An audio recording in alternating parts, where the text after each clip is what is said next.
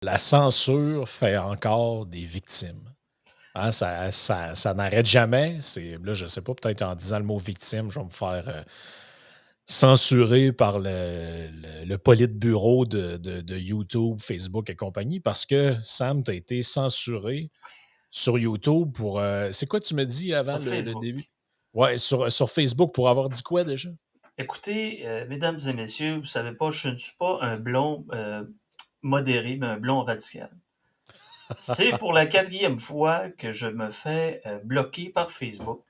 Mais ça date de presque un mois. Vous allez me dire, c'est quasiment pas de l'actualité, mais de fil en aiguille, j'ai dû composer avec le service de surveillance de Facebook. Oui. J'ai dit la phrase suivante. C'était dû à un petit débat très douillet entre un catholique, un ami Facebook de longue date, et moi. Et j'ai fait la constatation suivante. J'ai dit, mon Dieu, que les chrétiens sont morbides. Et là, je pose la question, y voyez-vous du hate speech? Et pensez-vous que les 30 jours que j'ai subis à être censuré sont corrects? C'est une question qu'on pose. Je veux dire, est-ce vraiment de la haine? Est-ce que cette religion qui est le christianisme ou le catholicisme, peu importe, est une religion avec des connotations de mort? Ça peut se poser, mais morbide. Donc, Ben, un des j'ai... éléments centraux, c'est C'est quand même ça. d'avoir crucifié quelqu'un. Là. Fait que, on peut quand même se poser la question. Mais Il c'est pas de meurt, leur il faute. revient. Non, mais il meurt, il revient parmi les vivants. Bon, OK. Si, Oui, tous les effectivement, il y saints a quand même une. catholiques sont morts Ben martyrs aussi, oui. puis les squelettes qui montent directement dans les églises, je veux dire, est-ce qu'on veut bien faire des cérémonies de vie? Il y a pas mal plus de funérailles qui se passent que de baptêmes dans les églises. En tout cas, aujourd'hui au Québec, même à ça. En tout cas, bref, tout simplement pour vous dire, je suis pas une victime, mais Facebook est plus pour moi. Donc, si seulement je pouvais transférer mes amis Facebook sur mon Twitter, ça ferait bien mon affaire. Mais, donc, Mais vous, de c'est votre côté, ça a été incroyable. quoi? Oui. Oui, c'est ça. Les gens peuvent commenter là, s'ils ont été censurés sur Facebook ou d'autres plateformes pour des propos. Puis, tu sais, moi, j'ai toujours pensé que la ligne, en fait, elle est très claire. Tu sais, il y a des gens, des fois, qui disent Ah, vous nous avez censurés, vous nous avez bloqués. Ouais. Oui, puis je vais vous expliquer pourquoi. Parce qu'il y a des gens qui ne comprennent pas la différence entre la liberté d'expression et la diffamation, l'incitation au crime, ce genre de trucs-là. Et tu peux pas, sans preuve, dire de quelqu'un qu'il est un pédophile, un criminel ou ce genre de truc. Après, tu peux être redevable de ça, là, si tu n'as pas de preuves. Là. On n'est pas dans le. C'est pas le MeToo ici. Là. On dit pas. Moi, je dirais jamais de quelqu'un qui est un abuseur sexuel si j'ai pas les preuves que c'en est un. Donc là, Ici, moi, c'est ça, la diffamation, c'est s'il y oui. a but de nuire. Ben Puis oui, c'est puis si la il y a des preuve. Puis, accusations qui c'est sont ça. graves, qui sont de nature criminelle, dire de quelqu'un, moi je peux pas dire je peux pas me promener partout et dire ouais, Samuel Rasmussen, c'est un voleur, il me vole, il m'a volé. Si j'ai pas de preuve de ça que tu m'as volé, puis j'ai pas de porter plainte à la police whatever, j'ai pas d'affaire à répandre cette rumeur là. Toi tu peux me poursuivre pour atteinte à la réputation ou je sais pas trop quoi. Exact. Puis Tu de sais, toute bon ça façon, la démonstration de le fardeau de la preuve revient à celui qui dit justement que c'est de la diffamation. absolument. Moi, je pense que là, la ligne, elle est très simple, c'est elle. Est-ce que ce qui est fait est criminel, oui ou non? Première question. Après, c'est de l'ordre de l'opinion. Moi, je pense qu'on a très bien le droit de dire que telle personne, c'est un imbécile. On a très bien le droit de dire que telle religion présente, elle a telle caractéristique. On a le droit de dire qu'on pense que la scientologie, c'est un arnaque. Tu sais, bref, moi, je pense que rendu là, toutes les opinions, non pas qu'ils se valent, mais elles ont le droit d'être exprimées du moment justement que ça incite pas à aller tabasser quelqu'un ou que c'est pas de la diffamation pure et simple. Moi, je pense que. Puis quand tu fais du média, c'est la ligne que. Puis c'est pas les gens, des fois, il y en a qui disent ouais, mais vous êtes frileux, vous dites pas ce que vous pensez. Ouais, mais dans la vie, C'est de des fois, l'opposition contrôlée. Ouais, c'est ça, vous êtes l'opposition contrôlée, tout ça. Ouais, mais c'est parce que vous autres, vous comprenez pas, là. Moi, des fois, j'ai à gérer j'ai juste mis un mot-clé qu'il fallait pas, puis la vidéo, j'ai pas le droit de le mettre, là. Parce que Hey, c'est j'ai dans le pensé à climat dans ça, lequel on Frank. vit, là. Quand des cocos, là, des complotistes délirants, spécifiquement vous dit que vous êtes de l'opposition contrôlée, alors eux ont le syndrome de l'opposition et sont incontrôlables. Est-ce que c'est bien, je veux dire, c'est pas un faux dilemme de dire ça, là, ou une double faute, Hum. parce qu'ils sont complètement incontrôlables. Mais quand, par exemple, Yann, sur son Twitter, ose bloquer quelqu'un, la personne va tout simplement l'accuser de le canceller, alors que la cancellation, c'est tout simplement si Yann va au travail du petit clin qui a bloqué, de justement le mettre dehors. Ça, c'est de la Ouais, puis, cancellation. puis en général, je sais pas, je connais pas tous les cas en particulier, mais moi, personnellement, moi, les fois que j'ai fait ça, c'est soit des gens, là, après ça, ils disent ah, mais t'acceptes pas qu'on s'exprime. Oui, j'accepte que tu t'exprimes. Un, t'es pas obligé de t'exprimer sur ma page. Puis deuxièmement, euh, j'ai remarqué que tu commentais souvent, puis quand j'ai cliqué sur ton truc, c'est rempli de patentes diffamatoires. Un tel, c'est un pédophile, l'autre, c'est un criminel de guerre. Moi, je veux pas être associé à ça, c'est mon droit. Je fais ce que je veux. C'est mon profil. Rendu là, c'est pas du. Tu sais, je veux dire, je comprends pas pourquoi les gens font. Tu sais, la liberté d'expression, l'entrave à la liberté d'expression, c'est si j'avais écrit à Twitter dans le but de faire fermer ton compte. Ça, c'est effectivement une entrave à la liberté d'expression. Ce que j'ai jamais fait, by the way. Donc là, rendu là, les gens, s'ils veulent écrire des niaiseries, puis eux-mêmes se mettent à risque de poursuite ou whatever, ils le feront. Mais je ne suis pas obligé d'être impliqué là-dedans. Mais là, ceci étant dit, d'aller dire des banalités, puis tu sais, je connais plein de gens qui en ont fait l'expérience, là, dire des banalités, là. Tu sais, je sais pas, moi. Ben, le classique, c'est le classique, c'est plusieurs personnes qui s'étaient fait fermer ou suspendre leur compte, un peu comme le tien, là, pendant 30 jours ou 10 jours pour avoir dit mais des phrases comme les femmes n'ont pas de pénis. Puis ça, c'était Aïe, considéré comme du hate speech. Là, là à un moment donné, tu te dis OK, mais c'est parce que c'est vous aussi qui me mettiez des petits messages en dessous des trucs COVID, genre cette information n'est pas validée par les experts scientifiques, blablabla. Ça, est-ce que c'est validé par les experts scientifiques, ça, que l'existence d'un organe masculin n'indique pas le sexe de la personne? Je sais pas, là. attention, YouTube, c'est le prochain, là. Ben Ça oui, va être Yann YouTube, et c'est le proche. Frank. Non, Faudrait exact, pas c'est que ça ça. arrive.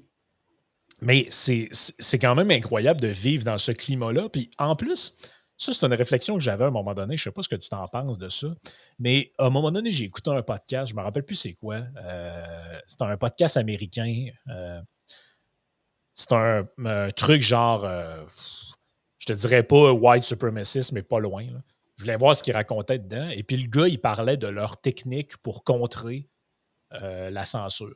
Et puis, en gros, ce qu'ils font, c'est que dans leur communauté, ils se dotent de mots-clés, mettons, qui désormais désignent, on va dire, un noir ou un arabe ou peu importe. Et à partir de maintenant, ils les appellent comme ça.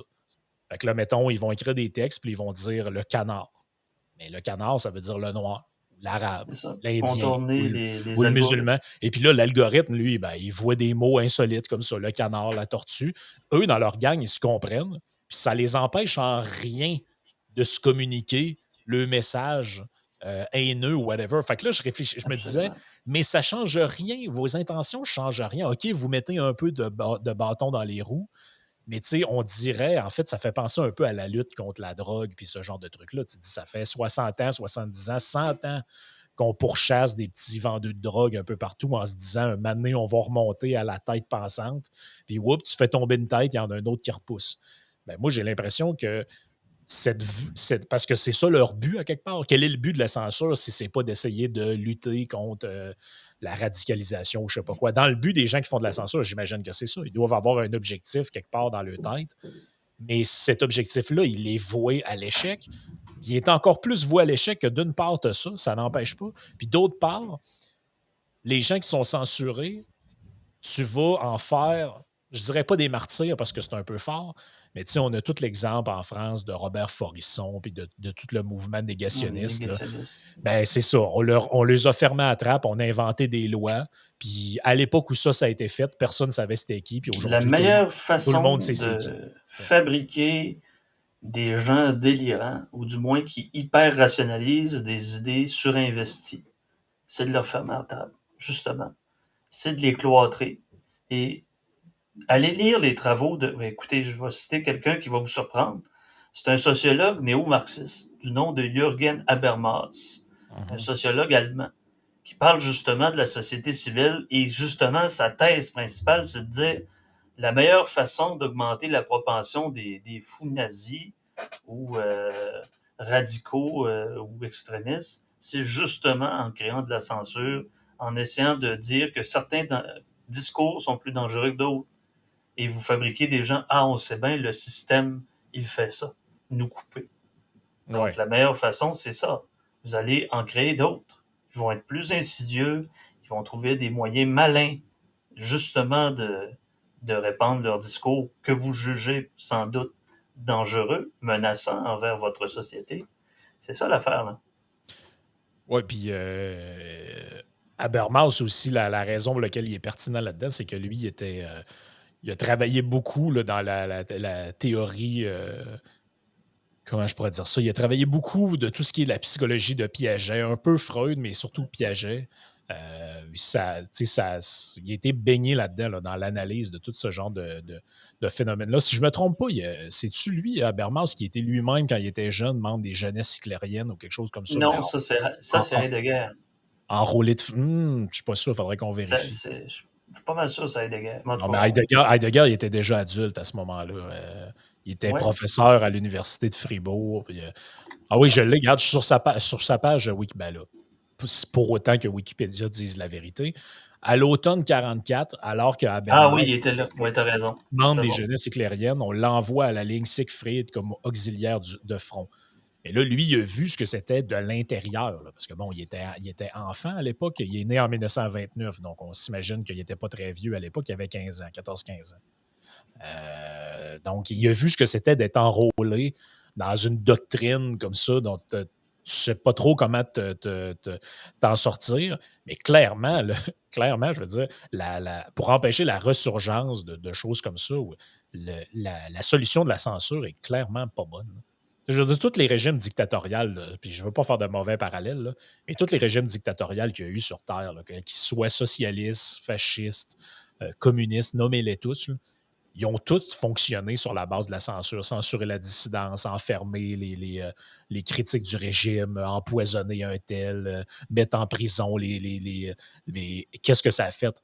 Ben oui, pendant un temps, ça empêche l'opposition puis les critiques du régime de se faire valoir. Un exemple dans Et une ça société dure juste totalitaire. un temps, là. Ah oui, on a censuré le christianisme orthodoxe en Russie pendant tout près de 80 ans. Et qu'est-ce que ça l'a fait au final? En 91, les mouvements plutôt plus orthodoxes qu'orthodoxes eux-mêmes ont Ouais, fait leur résurgence et se sont mêlés à des groupes un peu fanatiques nationalistes en Russie. Hein? C'est les mêmes, en fait, qui étendent des théories de conspiration, par exemple des protocoles des sages de Sion, ouais, ouais, ouais, ouais. les mêmes qui créent des Russian bots, c'est-à-dire des robots sur nos espaces de médias sociaux actuellement. Mhm. Et il y en a qui sont même pas des robots et qui croient dur comme fer à cette espèce de panslavisme-là. Tu es un Québécois dans un sous-sol avec ta clope, ta bière. OK, je sais, je suis méprisant. Mais je suis pas généreux, comme dirait Vincent. Mais, et toi, tu t'en vas directement t'affilier à cette religion-là, panslavique, orthodoxe. Mais qu'est-ce que c'est ça? C'est ça. Mais à force de justement censurer le christianisme en Russie, ça l'a justement fait plutôt étendre le complexe Ben oui, mais radical de ces gens-là. un des exemples les plus manifestes de ça, Alexandre Solzhenitsyn, qu'on a pris, on l'a foutu dans un goulag, dans l'espoir qu'il ait sa leçon, puis éventuellement qu'il y crève. Finalement, il a écrit son bouquin, L'archipel du goulag, qui est devenu, je ne sais pas si c'est, mettons, dans les 100 livres les plus vendus ou C'est un connus au best-seller. monde, mais très certainement un des livres les plus connus de l'histoire de l'histoire du 20e siècle. Si les gens qui nous écoutent n'ont pas lu ça, vous avez un livre à lire. D'ailleurs, c'est très drôle ce qu'il raconte là. Ben, c'est très drôle, c'est tragique, mais ce qu'il raconte là-dedans, c'est que même, c'est tellement insidieux l'emprise que le gouvernement russe a sur, le gouvernement soviétique a sur les gens, que même rendus au goulag, ils ont encore intériorisé le fait que c'est de leur faute s'ils sont là. Il y a un Absolument. gars, il y a un gars dans le. Il y a un gars mené dans le livre, ben, il parle de quelqu'un, puis il dit il parle avec ce gars-là, puis le gars, il dit ouais, mais tu sais, dans le fond, si on m'a envoyé ici, c'est parce que je n'étais pas un bon travailleur, puis je n'étais pas bon pour la nation, puis là, dans le fond, c'est bien correct. Tu sais, puis il était comme OK, là, ton gouvernement t'arrache à ta famille, qui ont probablement liquidé par le fait même. Il t'envoie en Sibérie dans un camp, puis toi, tu penses encore que le problème, c'est toi, c'est pas l'État. Tu sais. Fait que Il y a tellement des systèmes c'est puissant, hypnotiques là. comme ceux-là, les sectes, les religions, pour faire que un, ou même titre que les régimes totalitaires étendent un aspect qu'on appelle l'auto-culpabilisation. Ben, au procès de Moscou, dans les années 40, on forçait les gens à avouer des crimes qu'ils n'avaient pas commis. Ceux-là finissaient par... Écoutez, la censure, c'est un peu comme la torture. La torture fait quoi, finalement? Vous fait avouer des choses que vous n'avez jamais fait. Pour faire quoi? Pour arrêter la souffrance, autrement dit. On va loin, je sais bien, mais ces petites choses insidieuses-là le sont encore, peut-être c'est de façon résiduelle, mais chez les woke, c'est de façon de culpabiliser l'autre. C'est une forme d'hypnose passive. C'est assez dangereux, merci, pour les gens qui ont une fragilité psychique. C'est comme ça d'ailleurs que les sectes s'approprient ces gens-là, pour la plupart. Et c'est dangereux, parce que il n'y a pas tant de programme d'aide pour ces gens-là non plus. Là. Ah non, c'est incroyable, là. Écoute, j'essaie de me rappeler pourquoi déjà il l'avait envoyé au goulag. Le 9 février 1945, 45, Solzhenitsyn est arrêté par le SMERSH, l'espèce de GRC, si on veut, bolchevique, pour avoir critiqué dans sa correspondance privée la politique et les compétences militaires de Staline. Je ne sais pas si les gens qui nous écoutent réalisent, là, c'est capoté, là. C'est Ouais. vraiment, vraiment, vraiment capoté. Puis le pire dans tout ça, là, c'est que pour refaire le parallèle avec Forisson et autres, là, quand Solzhenitsyn a sorti son bouquin Archipel du Goulag, il y a des gens, des Russes, des communistes qui étaient des défenseurs du régime depuis toujours, disaient ouais, mais qu'est-ce qu'il raconte, lui? Ça n'a jamais existé, ça, ces camps-là. Là. C'est un menteur, ce gars-là. Tu sais, le gars, Absolument. Il y en a encore aujourd'hui et ils ont oui, il y des en a encore tribunes en Russie. qui Ils ont sont des dans le tribunes. déni. Mais non, ça a jamais existé, ces Dans trucs-là. le Arrêtez de dire. gouvernement russe de la Russie unie, Rassia Radina, le parti majoritaire à la Douma, le parti j'allais dire de Staline, le parti de Poutine, Mhm. euh, ces gens-là ont des tribunes libres. Ces gens-là parlent régulièrement. Écoutez, l'Holodomor, qui est un massacre par la faim que les Russes avaient fait aux Ukrainiens, Ouais. encore aujourd'hui, et même dans plusieurs pays de l'Europe de l'Est, dont notamment la Serbie, c'est cause commune, hein? Non, absolument. Il n'y a jamais eu de massacre par la faim en Ukraine. Et c'est assez difficile comment dire, de falsifier des milliers puis des millions de cadavres. Là. Ouais, c'est ça. Ça commence à être compliqué de créer des faux ossements en quantité industrielle. Là. Ben, comme les Mais ça fait. dinosaures d'ailleurs. Hein? Question Against Dinosaurs, ça existe encore sur Facebook. Moi, je peux pas y accéder, je suis bloqué. Puis il y a Dinosaurs Against Christian. En tout cas, Ouais, j'ai déjà falsifier vu des aussi. ossements. Ouais, j'ai déjà vu celle-là, cette théorie-là. Ouais, Je savais pas que ça originait des chrétiens, mais tu vois, ça tombe sous le sens. Comme quoi, en fait, les découvertes archéologiques, c'est tout un complot, ça. En fait, ça n'a pas existé. C'est des faux ossements qu'on a découverts. C'est incroyable, pareil, comment les gens sont capables de rationaliser des trucs. Tu sais, tu te dis, à la limite, je peux comprendre que des fois, certaines versions officielles qui sont racontées paraissent insuffisantes, paraissent un peu tirées par les cheveux, paraissent incomplètes. Mais la théorie alternative qui est proposée, à mon avis, ne doit pas être plus débile que la version officielle. Sinon, il y a un problème. c'est ça. Mais ça paraît vraisemblable. C'est Je pas parce lisais que un moment vous donné, rationalisez que c'est nécessairement vrai et que c'est nécessairement raisonné. ben La non. rationalisation est un mécanique psychique de défense. Et ça peut mener justement, en psychanalyse, on appelle ça des idées surinvesties qui peuvent Ouais. d'ailleurs devenir des délires. C'est là qu'est le danger. Oui, absolument. Mais tu sais, on parle de tout ça, là, les théories farfelus un peu qui sont soit proposés par des États eux-mêmes, parce que bon, tous les États ont le roman national. Bon, en Russie, c'est la Grande Russie. En France, c'est la grandeur de la République avec Saint-Just puis Robespierre dans l'échafaud. Ailleurs, c'est autre chose. Au Canada, je sais pas, c'est le multiculturalisme ou les deux peuples fondateurs ou whatever. Tous les pays ont ça, un genre de roman national comme ça, qui est Ça, souvent c'est un peu Destinée manifeste. ouais, une destinée manifeste, quelque chose qui est comme un lien social, un genre de religion laïque ou religion civique, si on peut dire. Bon, majoritairement, ces trucs-là sont un peu cousus de fil blanc. C'est jamais réellement historiquement tant vrai que ça. C'est toujours, si tu te mets à analyser, tu vas voir que, bon, OK, c'était pas si glorieux que ça, c'était pas si un tel que ça. Puis lui, finalement, il est vu comme un grand héros. Finalement, quand tu checks, c'était un peu de merde dans sa vie. Puis bon, on comprend l'idée. Mais après, euh, moi, je pense que la meilleure affaire qui peut avoir lieu, c'est qu'on laisse ces choses-là. C'est un peu le même débat qu'avec la cancel culture. Tu sais, j'ai lu à un moment donné, j'avais acheté dans une librairie qu'il y avait sur la rue Saint-Jean à Québec, un vieux livre d'histoire de la Nouvelle-France que j'avais trouvé. C'était écrit par les Jésuites. Là. Ah, tu vois, on en a un Euh, jésuite à Québec bientôt, là. ouais. Je sais Et, pas. et là, je lisais ça, puis je me disais, bon, la réaction du jeune woke militant, c'est quoi? C'est de dire, c'est épouvantable, ce livre-là, crissons-le dans le feu. Parce que, bon, là-dedans, il parle des sauvages qui n'ont pas d'âme. Puis je vous jure, là, c'est vraiment écrit, c'est écrit de même dedans. Là, tu sais, Ça date de le- quand? ça datait de. Hey, je me suis bonne question. Là. Ça se peut Il y que a- ce soit dans les années 1900, puis ça soit encore la même chose qu'ils pensaient au 16e siècle quand il y a eu j'allais dire l'Inquisition, mais plutôt la grande conquête par les Espagnols. D'ailleurs, c'est allez ça. voir le film La controverse de Valladolid sur YouTube. C'est assez bon. Si vous aimez vraiment un film d'action, c'est vraiment pas pour vous, là, mais il parlait justement du dilemme est-ce que les Indiens Un d'Amérique roman, ont ça, en une fait, à la base. Là. oui, c'est basé sur un roman, mais des faits vécus. Mais bref, le cardinal se pointe à une conférence, genre un conclave, pas un conclave, mais finalement, il faut qu'il tranche. Là, il y a Ouais. une partie, c'est un côté, c'est oui, effectivement, les Indiens ont une âme, ce sont des êtres humains. Puis de l'autre côté, c'est un théologien qui veut prouver l'inverse. En tout cas, c'est intéressant philosophiquement, mais aujourd'hui, il y a encore des gens qui pensent comme ça. Hein.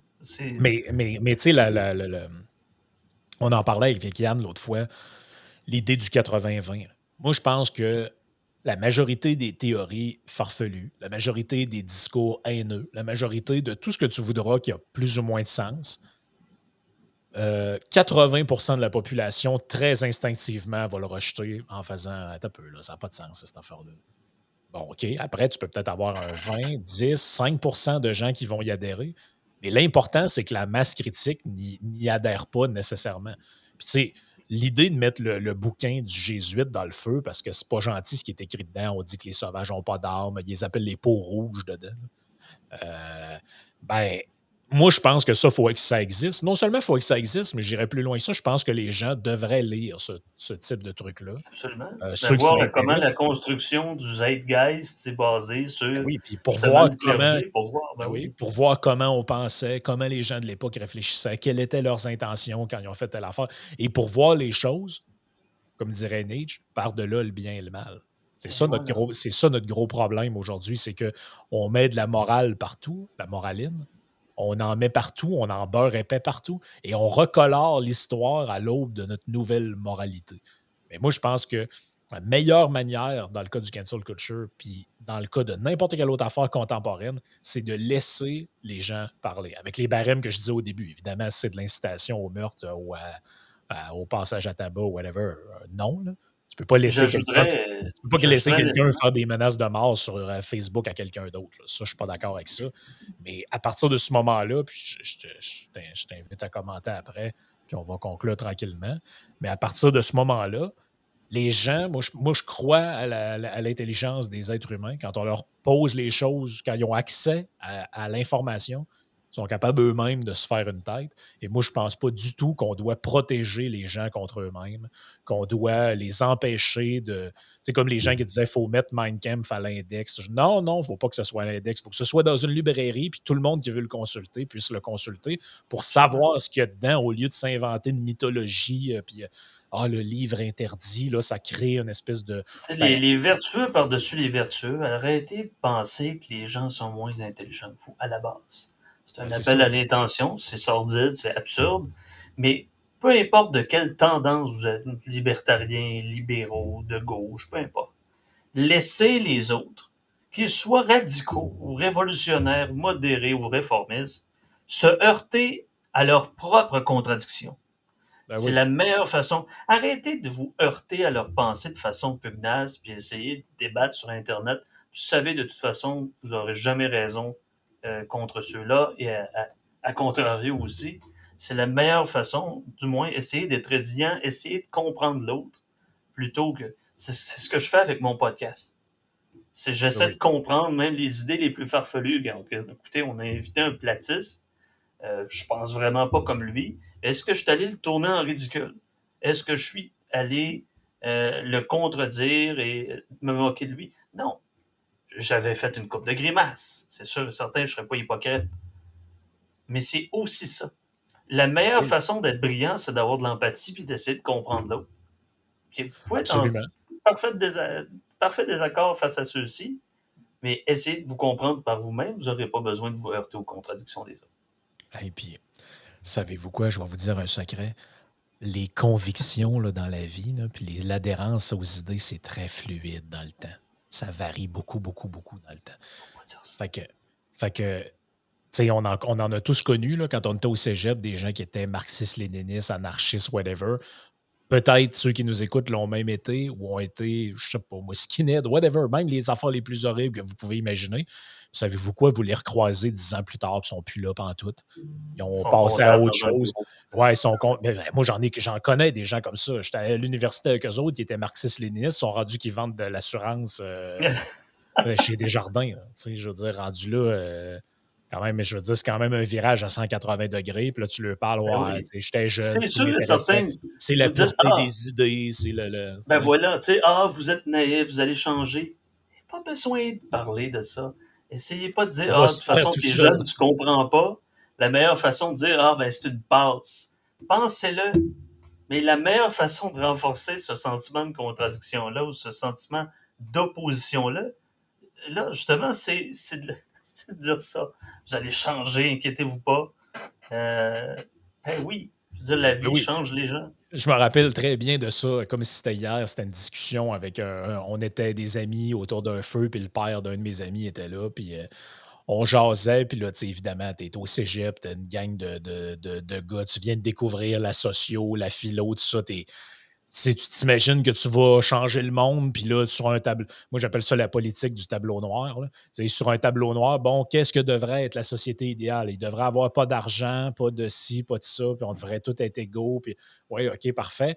Et puis là, tu sais, son père, il ricanait, il nous écoutait parler, puis un moment donné, il nous avait tout dit un truc du genre, puis après ça, on était comme, ah, check le vieux con, mais il nous avait tout dit un truc du genre, ah, quand t'es jeune, t'as le cœur à gauche, puis après, tu commences à travailler, puis tu te rends compte, tu comprends c'est quoi la vie. Puis là, dans notre tête, on était comme, check le vieux con qui essaie de nous enlever nos valeurs puis nos affaires. Puis avec le temps, tu découvres que, ouais, effectivement, c'est pas un point de vue réaliste ni même souhaitable, mais je pense que ça fait partie du développement intellectuel normal d'un jeune Ben oui. qui découvre, je sais pas, moi, il tombe à la bibliothèque.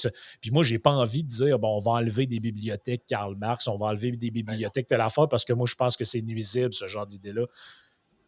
Ben, j'espère qu'ils vont les lire, ces fichus livres marxistes-là, puis qu'ils vont aller se promener dans les usines, qu'ils vont aller en Floride, voir ces gens-là qui travaillent dans les usines, qui travaillent dans la construction, hein, cette classe ouvrière.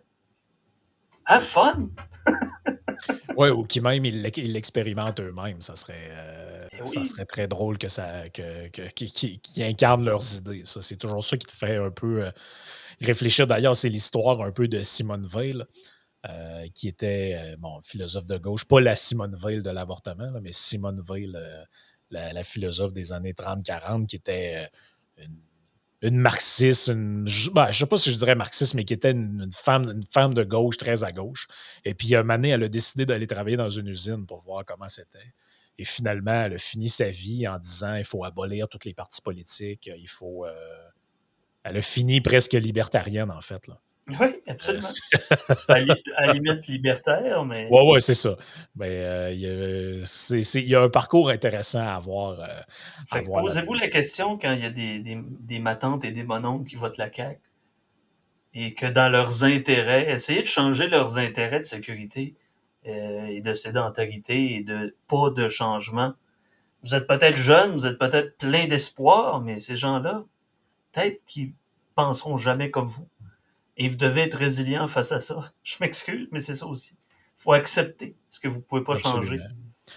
Donc, on invite les gens à laisser dans les commentaires leur expérience par rapport à tout ce qu'on a jasé. Comment ils étaient quand ils étaient jeunes? Est-ce que ça s'est modifié? Ils ont-tu déjà adhéré à des affaires un peu weirdos? Finalement, maintenant, ils ont changé d'idée. C'est intéressant tout le temps de lire les Ben oui, ça témoignages va du nous faire monde. plaisir. Nous autres, on s'en reparle lundi prochain, puis les gens qui veulent te suivre plus précisément, ben, tous les jours, êtes-vous toujours à la même heure?